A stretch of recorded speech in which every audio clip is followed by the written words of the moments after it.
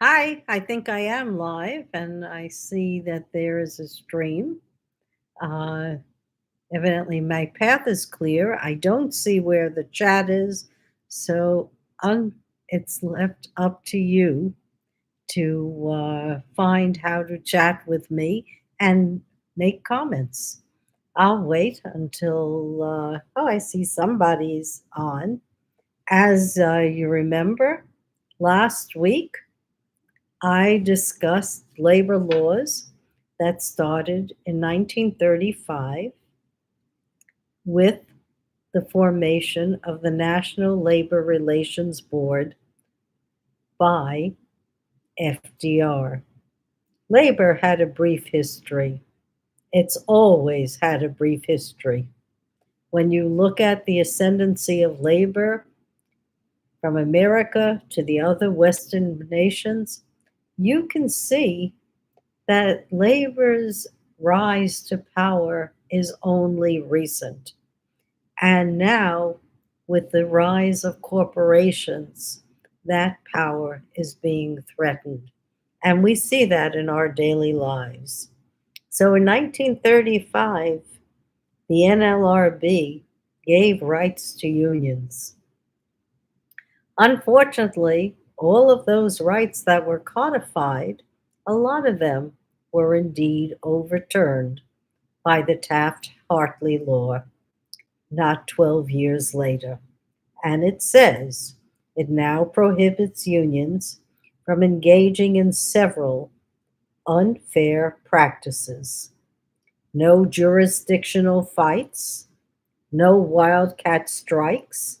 So if you feel that wherever you are, whether it's a mine or it's a corporation, you're not allowed to strike uh, on the moment. You have to give people notice that you're striking.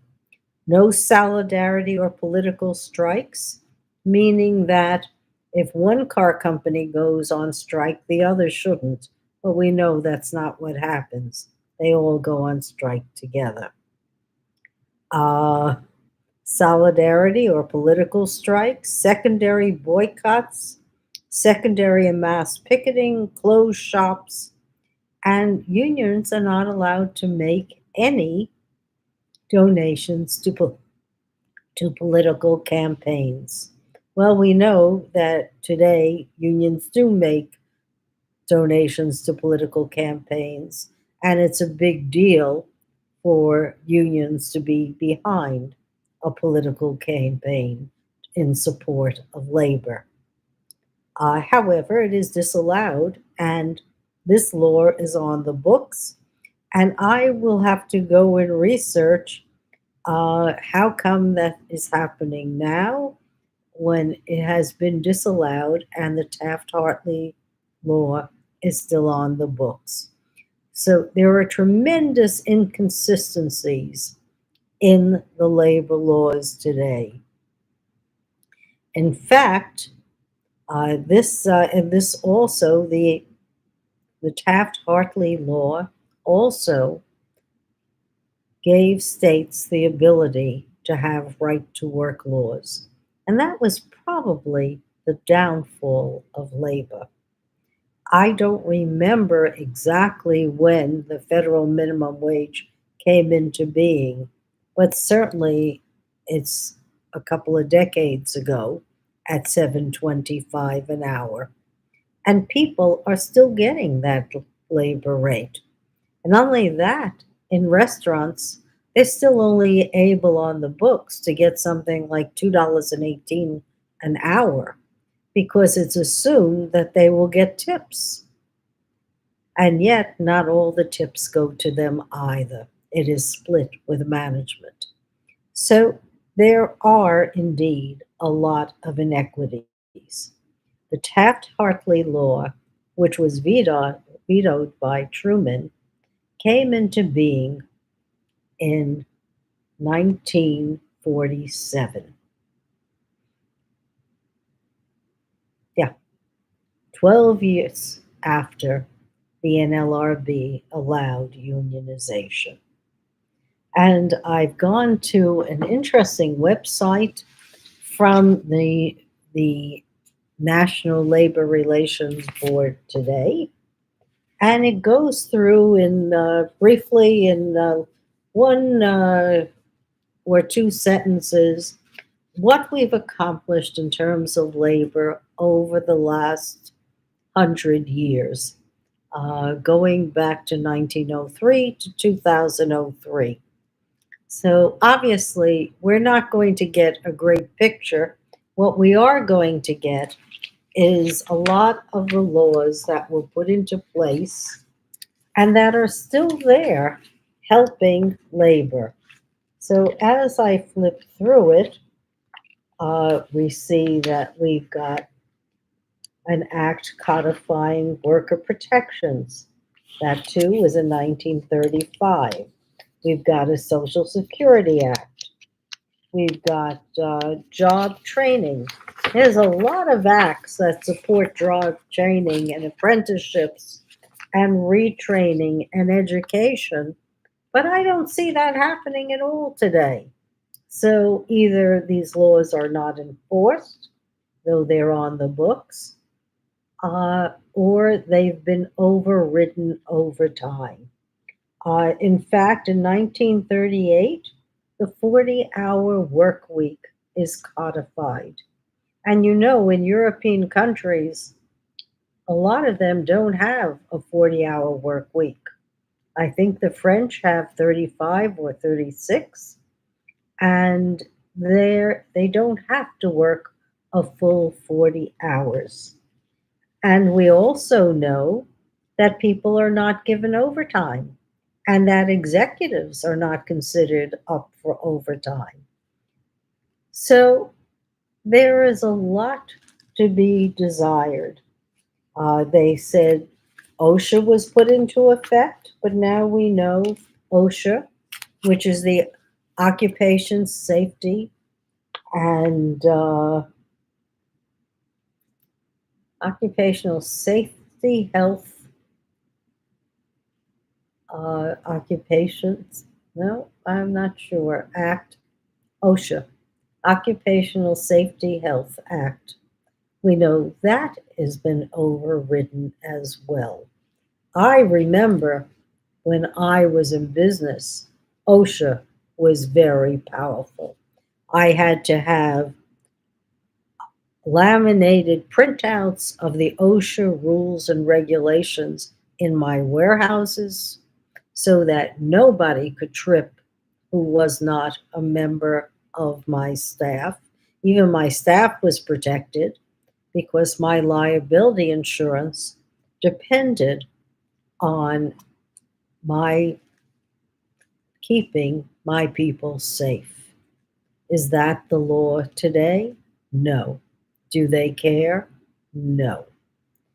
How has it happened? OSHA, very honestly, has no say in what's happening today in the corporate world. Not when you can get agricultural waivers similar to the meatpacking industry waivers, which allows employees to work in hazard conditions. Imagine picking grapes as the fires are swirling around the vineyards, picking the grapes, not getting a bathroom break, not getting cold water to drink, not getting health insurance, and not having any appropriate gear or overtime pay to sustain you. All you know is you won't be paid if you don't work, but if you do work, you could lose your life. And now we have people giving out waivers saying that's perfectly acceptable. Well, I wonder, since the Supreme Court has come out with a new law that says people involved in interstate commerce are entitled to overtime pay and better wages and benefits, would that not indeed apply to all workers in the agricultural business? After all, if you're picking grapes, that's not just for the region that you're picking those grapes for. Those grapes are going to be smashed and bottled up and sent all over the country and the world. That is, to me, interstate commerce.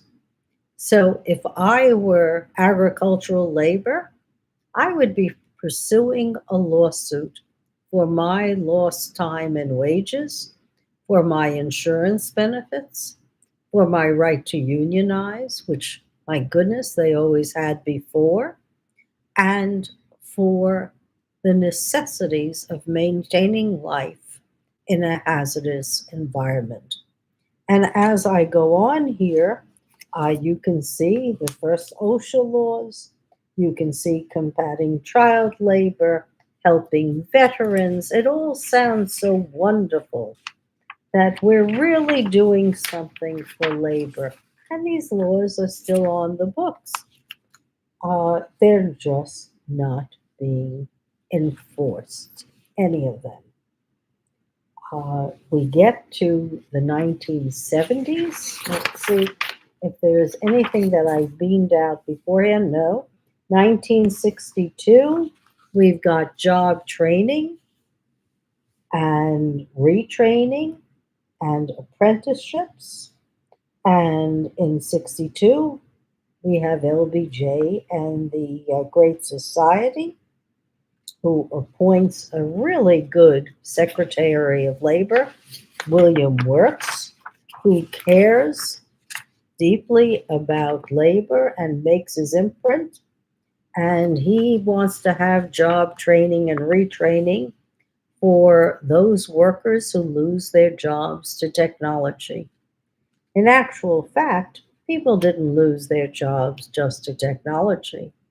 They lost their jobs because we codified tax rules for corporations that said if you go overseas, you get a tax break.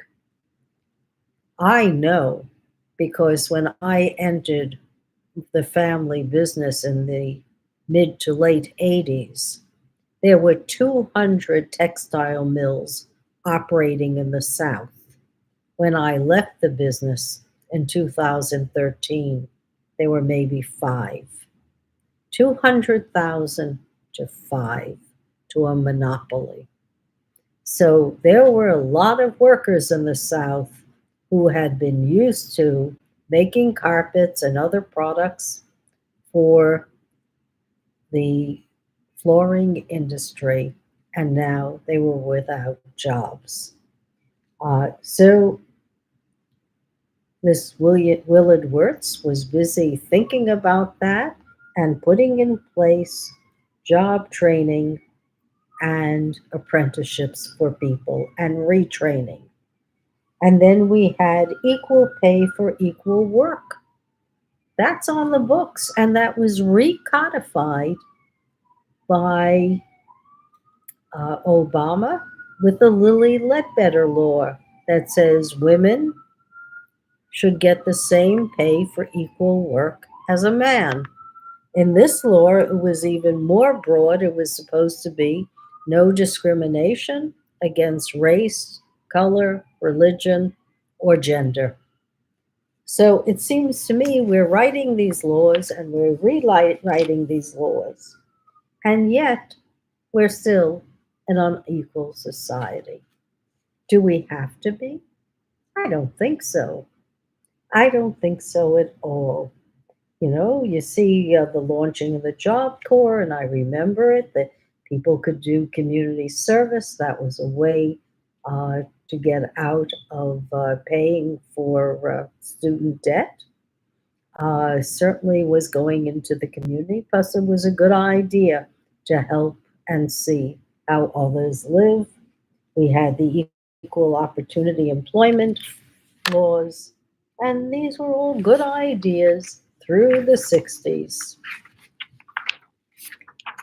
Well-meaning, well-intentioned, not enforced. Expanding wage protection, making sure there's no discrimination. It all sounds wonderful. However, in 1971, there was an equal and opposite force taking place. Didn't take much time for it to become very powerful. It was called the Lewis Powell Memorandum, and my source is the Washington and Lee University School of Law. So it is the Powell Memorandum, an attack on the American free enterprise system. Now, if this doesn't ring bells for you, it should. The American enterprise system was indeed founded, I believe, by the Koch brothers, and I'll look it up to make sure that's true.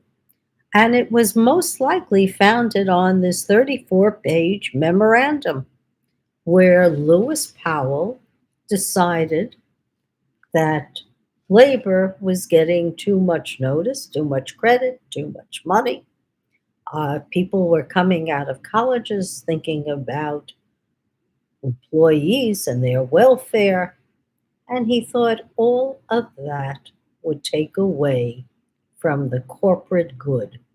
And the corporate good, as far as Powell was concerned, was profit and money.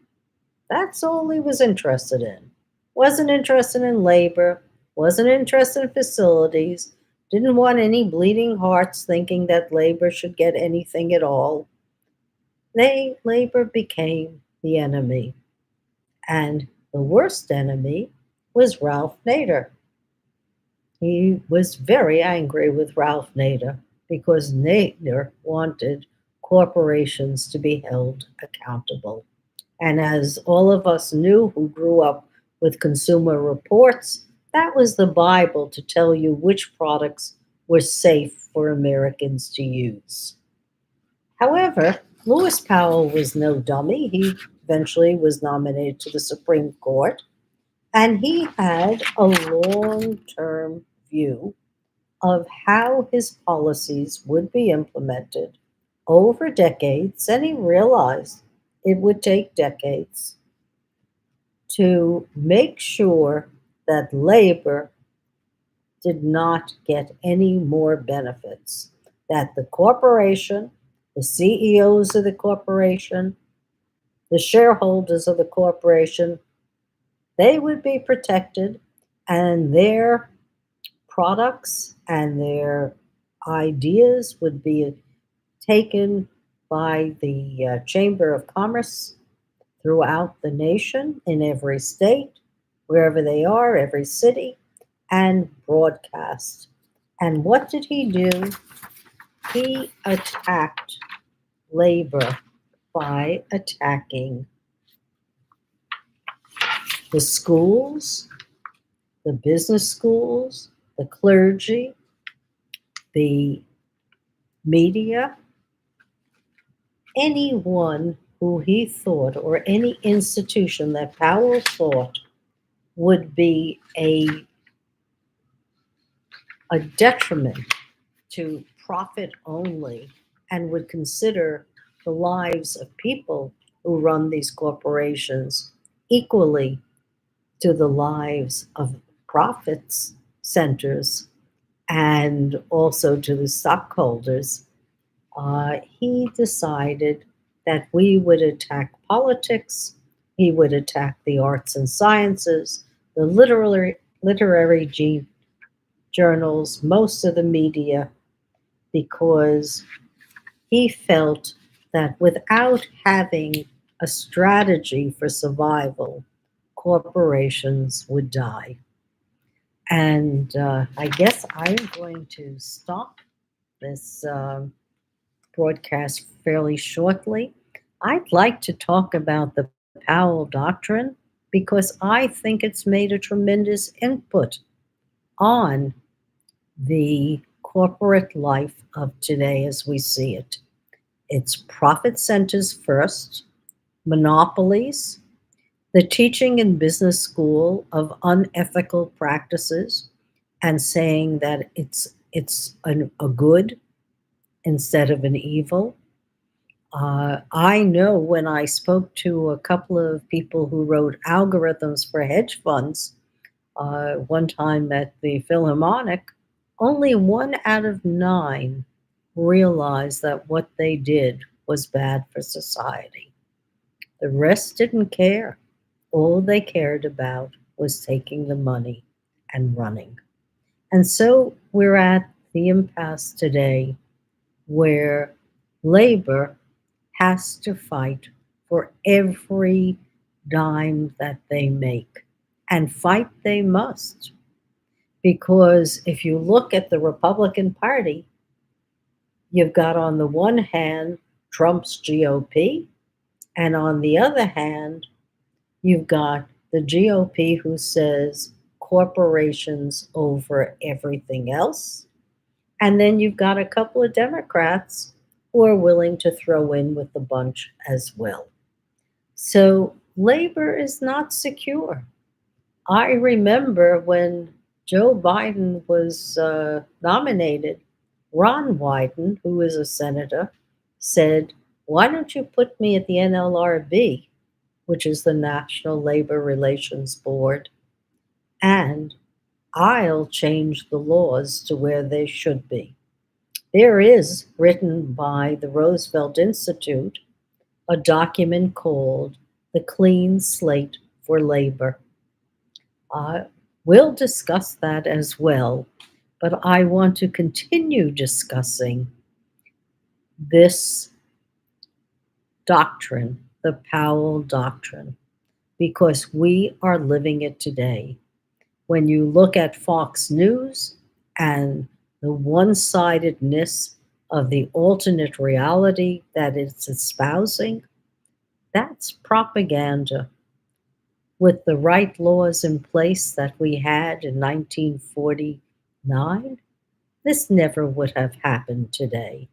If we had tackled new technology laws like they're doing in the EU, and where they're going to crack down on lies on social media that lead to violence and culture wars, their law goes into effect in 2024. We would not be in a position today where there is one fact and two realities and a lot of divisions. All of this can be controlled through the rule of law and the enforcement of good federal law. Barring that, I still think there are executive orders that can be handed out to every contractor and subcontractor who does business with the American government. Whether it's gender equality for those folks, whether it's taxation for those folks, whether it's better working conditions for their employees, that can and should be mandated if you work for the federal government. Something to think about. I can't see your comments, but I really welcome them. And this is it. Thank you so much for listening. And I'll continue to discuss the laws in depth so that you can understand, and I will too, what happened, why it happened, and what do we do next. And there is indeed a next step. I think there are many next steps, but we need government that's willing to do it. And it's very important that we get it on the local, state, and federal level. And it's also very important that we unite as a country for labor, because we're all labor and we're all dependent. There are only 1,000 billionaires. They and the next leg up, they shouldn't be ruining our lives. They can be participants. And if they want redemption by helping us get what we need, God bless, I'm for redemption. So take care and have a lovely, lovely day. Bye now.